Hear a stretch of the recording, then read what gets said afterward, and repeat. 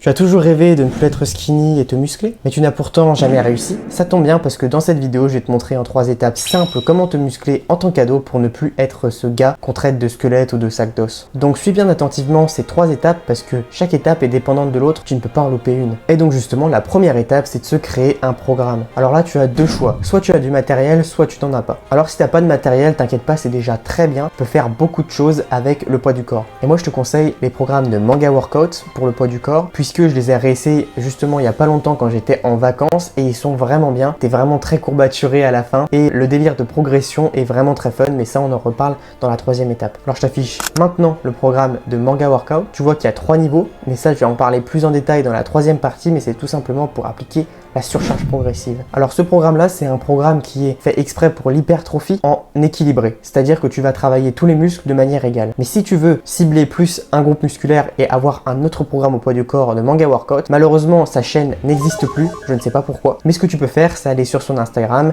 et aller dans ses stories à la une dans fiche PDC et tu verras plein de programmes, même pour la perte de poids, même si normalement tu as cliqué sur cette vidéo, c'est que tu es skinny. Je précise que cet entraînement, tu dois le faire 3 fois par semaine et tu le fais à peu près aux endroits que tu veux, mais juste espace-les bien les genres d'entraînement pour avoir un bon repos pour tes muscles. Alors maintenant, si tu as du matériel, tu as beaucoup plus de choix pour les programmes. Personnellement, je suis le protocole d'Andrew Huberman, que tu vois normalement maintenant à l'écran. Il y a aussi les programmes de Manga Workout qui m'ont beaucoup fait progresser et n'importe quel autre programme que tu peux trouver en ligne. Je pense que la plupart des programmes sont bons du moment qu'ils te font travailler tous les muscles de manière homogène. Je te conseille quand même ces deux-là parce que c'est ceux qui m'ont fait le plus progresser et crois-moi, j'en ai fait plein des programmes. Bon ok, maintenant c'est bien, tu as ton programme, mais maintenant il va falloir se mettre au travail. Et l'étape 2, c'est d'être régulier. Comment faire pour ne louper aucune séance? Même si louper une séance en réalité n'est pas si grave que ça. Alors le principal conseil pour être plus régulier, c'est d'avoir un temps prédéfini pour la muscu. Moi par exemple, quand j'étais au lycée, mes temps de salle, c'était le lundi de 16h à 18h et le jeudi de 15h à 17h. Ces temps-là, j'y touchais jamais. Même si j'avais des choses de prévues, je disais non, je peux pas parce que je vais à la salle. Donc toi aussi, choisis un créneau que tu vas dédier entièrement au sport et ce sera un bloc rigide que tu vas toujours faire le sport dedans et au fur et à mesure tu vas prendre l'habitude et cette heure sera associée justement au sport à la salle et ce sera plus difficile de y aller. Une autre méthode pour être plus régulier, c'est de s'abonner et de liker la vidéo. Bon, j'avoue, j'ai menti, ça ne t'aidera peut-être pas à être plus régulier à la salle, mais par contre ça va beaucoup m'aider moi, donc tu peux quand même le faire. Bon, un vrai conseil cette fois, c'est de prendre plaisir à s'entraîner parce qu'au début sûrement que ça va être difficile parce que t'as pas l'habitude et tu vas souffrir.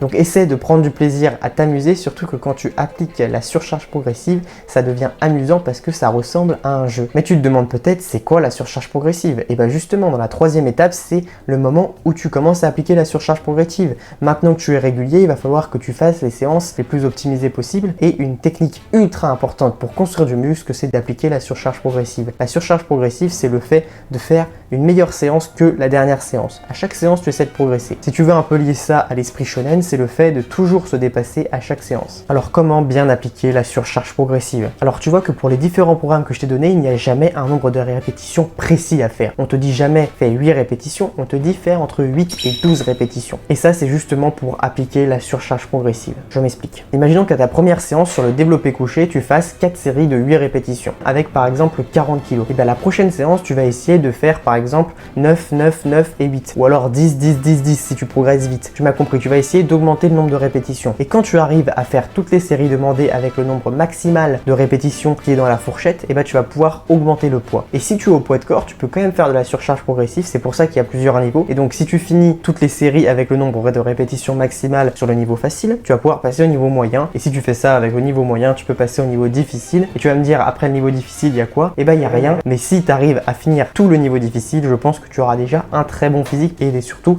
des capacités incroyables. Pour moi, c'est le meilleur moyen de construire du muscle quand on y pense, parce que si à chaque séance tu essaies de faire mieux, et ben ton muscle il va toujours subir plus de tension et donc il va grossir forcément, ou alors du moins être de plus en plus fort. Et on sait que bon, un muscle fort en général il a des chances d'être plus gros. Ok, donc ça c'est beau, mais peut-être que tu n'as pas compris pourquoi il y a du cardio dans le programme d'Andrew Huberman et t'aimerais un peu plus d'explications en général sur ce programme. Et ben ça tombe bien parce que j'ai fait une vidéo complète où j'explique en détail ce programme et quels sont les bénéfices et les points négatifs. C'est justement cette vidéo là, je te retrouve dans cette vidéo là et du coup je te dis à tout de suite.